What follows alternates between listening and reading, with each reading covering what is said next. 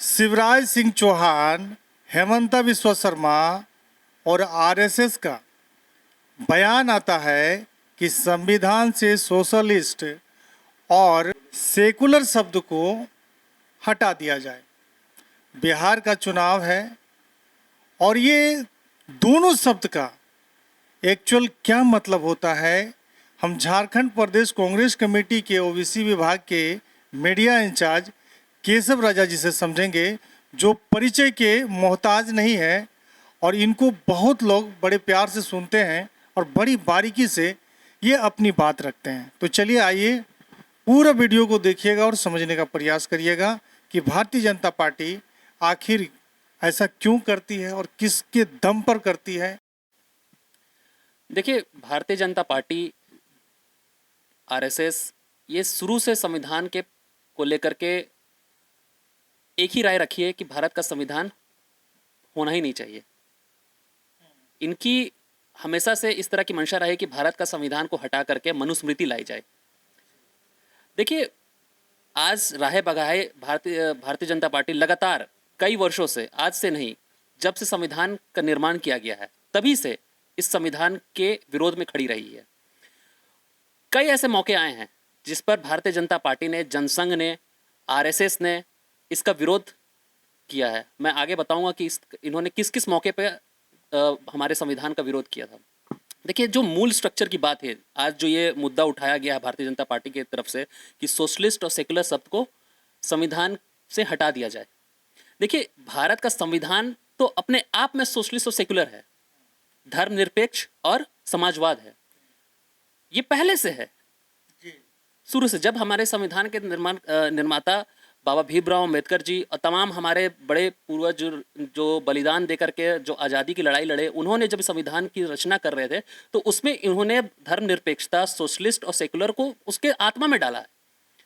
42वें 42nd amendment जो हुआ था उसमें इस शब्द को क्लियर कट तरीके से संविधान के प्रियम्बल जो मूल स्ट्रक्चर है उसमें डाल दिया गया, लिख दिया गया कि सोशल भारत एक धर्मनिरपेक्ष और समाजवाद वाला राष्ट्र है। जब ये नहीं लिखा गया था, उससे पहले मैं बता देना चाहता हूँ, जब ये नहीं लिखा गया था उससे पहले की जो पंक्ति है, उससे पहले जो आप आइएगा, we the people of India have solemnly resolved to constitute India into sovereign, socialist, secular and democratic country. इसके नीचे जब आप आइएगा तो एक आता है कि भारत के नागरिकों को, दूसरी लाइन जो है, भारत के नागरिकों को समाज, आर्थिक न्याय, सामाजिक न्याय और राजनीतिक न्याय मिलनी चाहिए। यही तो समाजवाद कहता है, यही तो सोशलिस्ट है। उसके नीचे जब आप आइएगा, विचार, अभिव्यक्ति की आजादी, धर्म, उपासना की आजादी, भारत के तमाम नागरिकों को अधिकार है, हक है उसका। तो यही तो सेकुलर वर्ड है, इसी को तो हम लोग सेकुलरिज्म कहते हैं।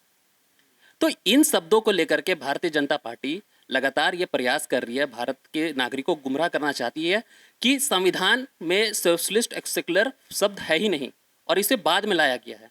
और देखिए, मकसद भारतीय जनता पार्टी का ये नहीं है कि ये दो शब्द हटाए जाए। मकसद भारतीय जनता पार्टी का ये है कि वो इस संविधान को बदलना चाहती है, इसके मूल स्ट्रक्चर को बदलना चाहती है। ठीक है, अभी वर्तमान स्थिति में मैं बताना चाहूँगा, देखिए, जब संविधान का निर्माण किया गया था, 26 नवंबर 1949 को भारत ने संविधान को अडॉप्ट किया, हमारे संविधान को।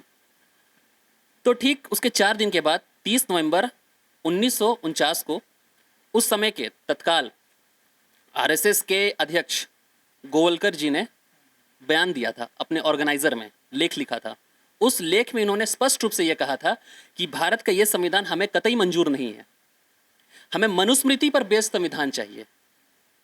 अब मनुस्मृति पे बेस्ड संविधान होगा तो आरक्षण कहाँ होगा? आरक्षण तो बिल्कुल नलिफाइड हो जाएगा। ये तो चाहते ही नहीं है देश में आरक्षण हो। पिछड़ों को, गरीबों को, अल्पसंख्यकों को, आदिवासियों को, मूलवासियों को, शेड्यूल कास्ट को ये आरक्षण उपलब्ध कराया जा सके। ये चाहते हैं वर्ना सिस्टम वापस लाया जाए, शूद्रों को सेवा के लिए सिर्फ रखा जाए, उन्हें राजयोग ना मिले। तो ये बहुत चिंता का विषय है कि भारतीय जनता पार्टी और आरएसएस रागे भगाए कई ऐसे मौकों पर भारत के संविधान के विरोध में खड़ी रही है और भारत के संविधान को बदलना चाहती है। ये सिर्फ शब्द बदलने तक की बात नहीं है, ये पूरे स्ट्रक्चर को बदलना चाहती है, ये मनुस्मृति बेस्ड संविधान लाना चाहती है। अटल बिहारी वाजपेयी जी जब भारत के प्रधानमंत्री थे तो उन्होंने संविधान समीक्षा समिति एक बनाई थी कि संविधान की समीक्षा की जाए कि इसमें से क्या चेंजेस किया जा सकता है। उस समय काफ़ी इसका विरोध हुआ, काफ़ी समाज में और तमाम राजनीतिक दलों ने इसका कड़ा विरोध दर्ज कराया।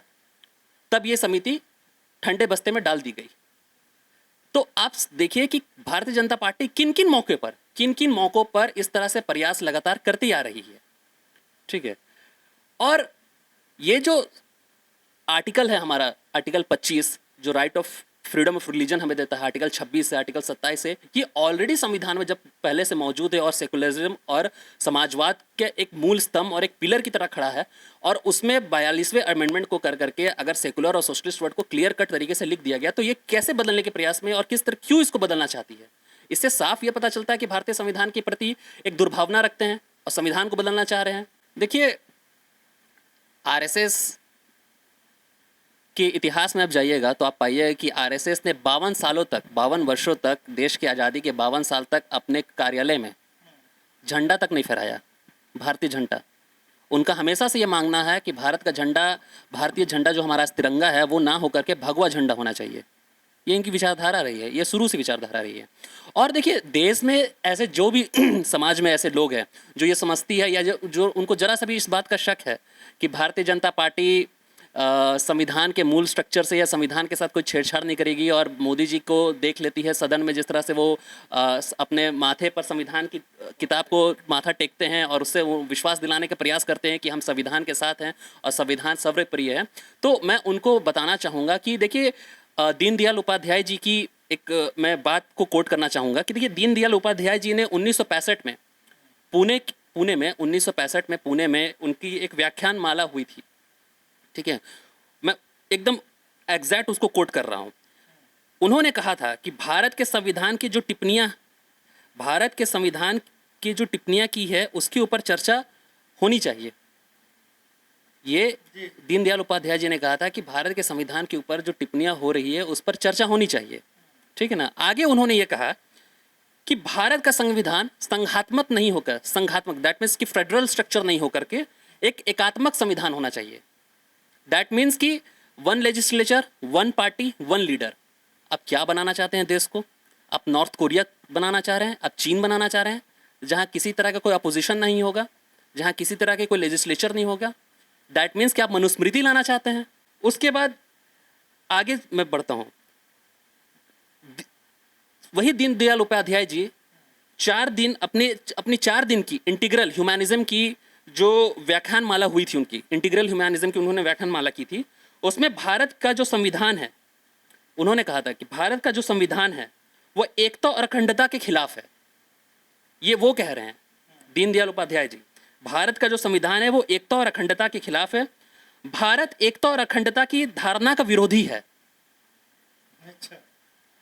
ये मैं कोट कर रहा हूं। इंटीग्रल ह्यूमैनिज्म की जब उन्होंने व्याख्यान माला रखी थी तब वो ये शब्द कह रहे थे। इसके आगे वो कहते हैं, इसमें भारत माता की जीवमान चैतन्य कल्पना नहीं है। इसमें भारत माता की जीवमान चैतन्य कल्पना नहीं है। और फिर आगे कहते हैं कि भारत का संविधान संघात्मक ना होकर के एकात्मक होना चाहिए।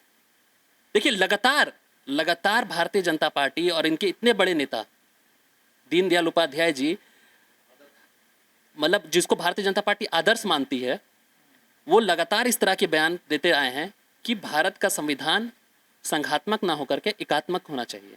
दैट मीन्स कि one legislature, one party, one federal structure, एक तरह का एक ही नेता होगा देश में और तमाम उसके गुलाम होंगे। ठीक है। और ये लाइन, ये दीनदयाल उपाध्याय जी की ये जो पंक्ति है, ये जो इन्होंने व्याख्यान माला की थी, ये भारतीय जनता पार्टी का ऑफिशियल डॉक्यूमेंट है। जिन्होंने गांधीयन सोशलिज्म 1985 में भारतीय जनता पार्टी ने गांधीयन सोशलिज्म को ड्रॉप कर करके इनके इंटीग्रल ह्यूमनिज्म को अडॉप्ट किया था, दीनदयाल उपाध्याय जी की। तो लगातार कई वर्षों से देश की आज़ाद होने के बाद से, इससे पहले भी भारतीय जनता पार्टी मनुस्मृति के, भारतीय जनता पार्टी, जनसंघ और आरएसएस इससे पहले भी मनुस्मृति को देश में लागू करने के लिए प्रयासरत रही है। संविधान बनने के बाद इन्होंने लगातार इसका विरोध किया, कड़ा विरोध किया है। भारत के झंडे को जलाया है, तिरंगों को इन्होंने अपमान किया है। ये हमेशा से चाहा है कि भगवा झंडा भारत का तिरंगा हो। उसके बाद ये लोग चाहते थे कि संविधान में संविधान की मूल स्ट्रक्चर को बदल दिया जाए, ये संविधान रहे ही नहीं, ठीक है। और लगातार भारतीय जनता पार्टी के नेता रहे बगाहे इस तरह की बयानबाजी करके लिटमस टेस्ट करते हैं समाज को, कि चेक कर रहे होते हैं कि समाज तैयार हुआ है कि नहीं हुआ है, चर्चा का विषय है कि नहीं, संविधान बदलने का यह सही समय है कि नहीं। तो इस तरह से ये समाज में धार्मिक उन्माद पैदा कर करके एक तरह से शगुफा छोड़ देते हैं और चाहते हैं कि देश इसी तरह विभाजित रहे, देश में इस तरह की चर्चा को मीडिया के बीच ये चर्चा बनी रहे। और मेन मुद्दा से, जिस मुद्दे पर भारतीय जनता पार्टी 2014 की चुनाव जीत कर आई थी, चाहे काला धन हो, चाहे बेरोजगारी हो, चाहे महिला सुरक्षा हो, चाहे किसानों को आर्थिक सहायता हो, इन तमाम मुद्दों को साइड दरकिनार करके भारतीय जनता पार्टी धार्मिक उन्माद देश में लगातार फैलाना चाहती है। और सोशलिस्ट और सेकुलर सिर्फ एक शब्द नहीं है, सोशलिस्ट और सेकुलर भारत की मूल आत्मा है। इस आत्मा के साथ ये छेड़छाड़ करना चाह रहे हैं।